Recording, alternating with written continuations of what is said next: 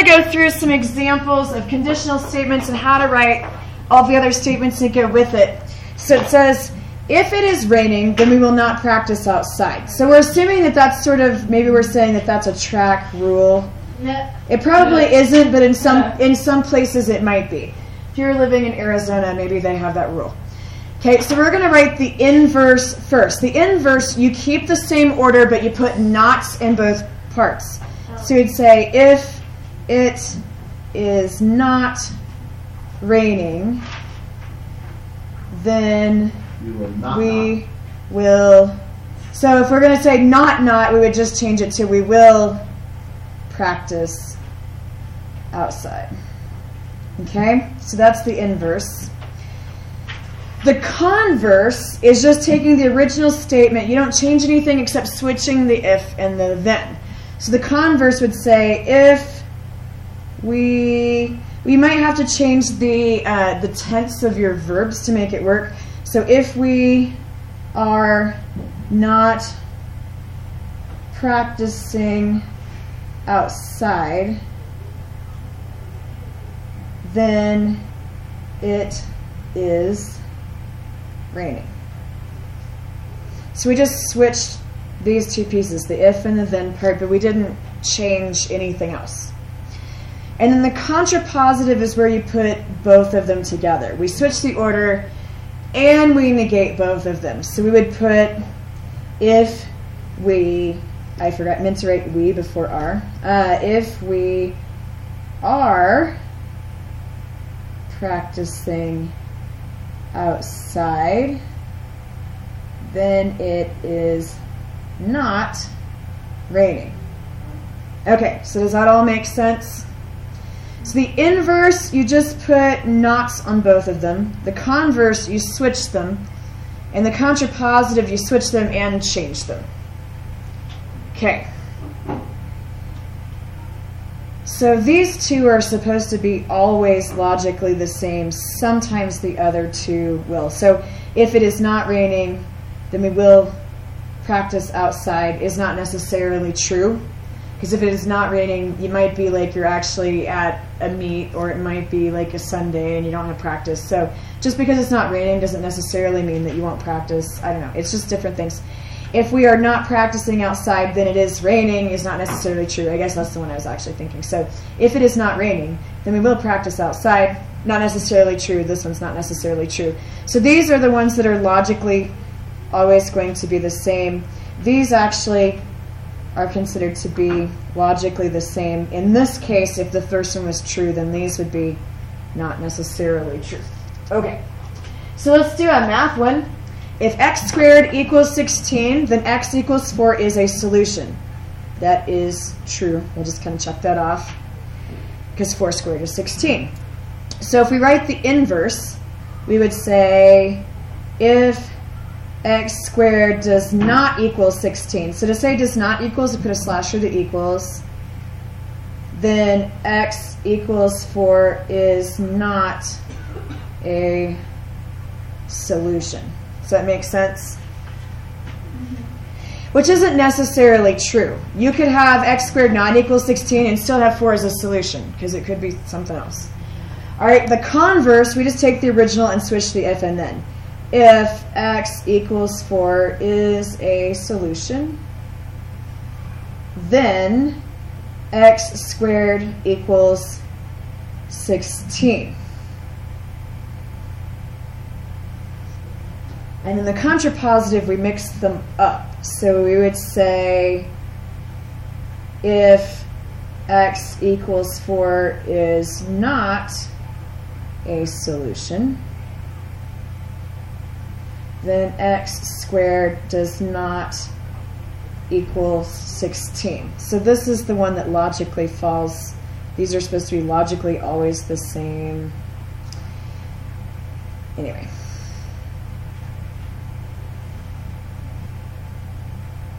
And I think like the converse in this case would be true, but the inverse not necessarily. But these are the two that are always going to be the same if you're just switching it from the beginning. Anyway. All right, so let's go down to the last one. I've added a statement we didn't talk about, but I'm going to introduce it to you.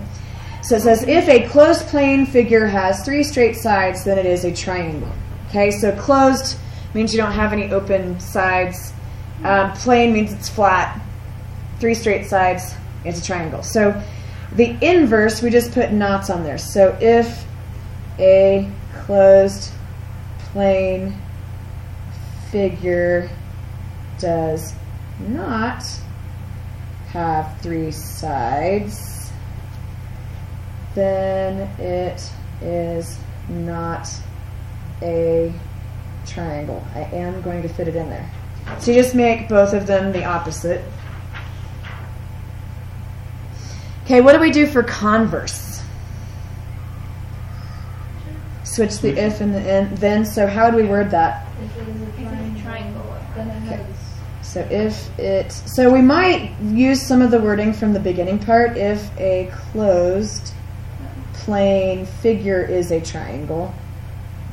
So we are changing the wording a little bit, but we're getting the same meaning. It's the 3 straight sides and the triangle that you really need to switch. So we might just say, to make it a little bit more grammatically correct, if a closed plane figure is a triangle, then it has 3 straight sides. What about the contrapositive? You do both. You do both. So if a closed plane figure is not a triangle, then it does not have 3 sides. I don't know about you guys, but this all looks true to me, right? And so that's because this is technically the definition of a triangle. And when it's a definition, all of these statements actually work, and we can do something that's called the biconditional. So the biconditional, you take out the if and the then, and you put an if and only if in the middle. So it would look something like this. A closed plane figure. Okay, hang on. Oh, a closed plane figure has 3 straight sides if and only if it is a triangle. And a lot of your math theorems are worded with that if and only if. There's actually an abbreviation for if and only if. It's IFF. I don't know who comes up with that, but it was like before texting, but somebody along the way got tired of writing if and only if, and they went IFF. If and only if. I don't know. So you could use that if you wanted to, but that's just combining them both, and it's a little bit stronger statement. If and only if just alerts you to the fact that this is going to work forwards and backwards with the negation, all of it. It's all going to work. And that's because this is the definition of a triangle. That's why you can turn them all around every way you want, is because it was written in such a way that it's always going to be true. All right, so let's talk about the difference between deductive and inductive reasoning, since that was the title of our lesson for today. I'm sorry that the print's so small. I was trying to make this fit in our notebooks. So I wrote out the definitions here for you because I figured you'd be tired of writing at this point. So deductive reasoning is a reasoning strategy that involves reasoning from facts, definitions, and accepted principles to conclusions using principles of logic. So deductive reasoning basically is like if P, then Q. You're making logical conclusions based on facts. There's cause and effect, okay?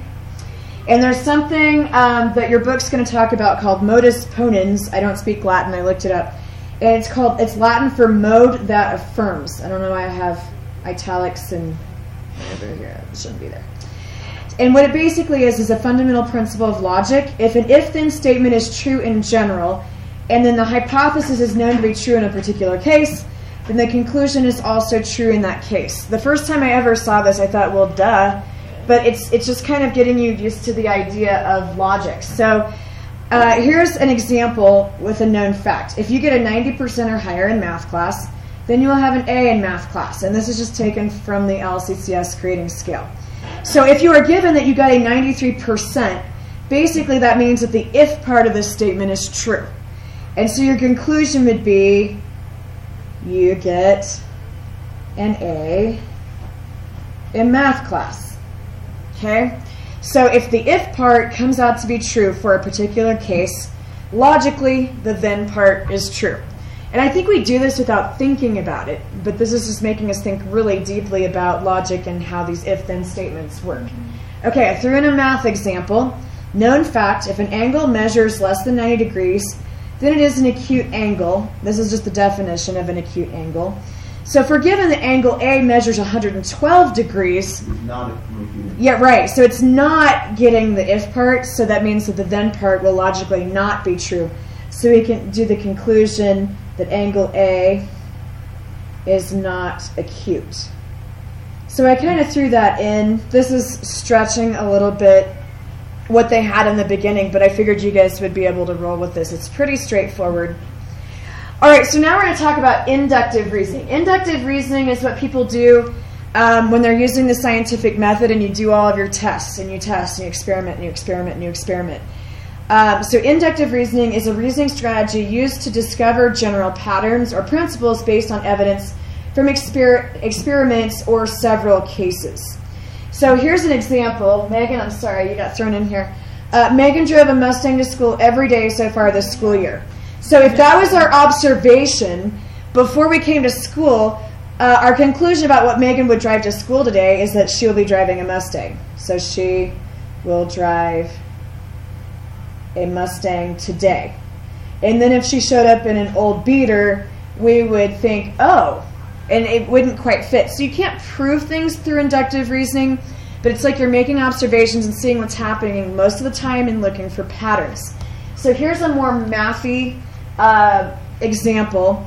So an observation, you typed the following in on your calculator. So it's over here. This is what's on the calculator screen.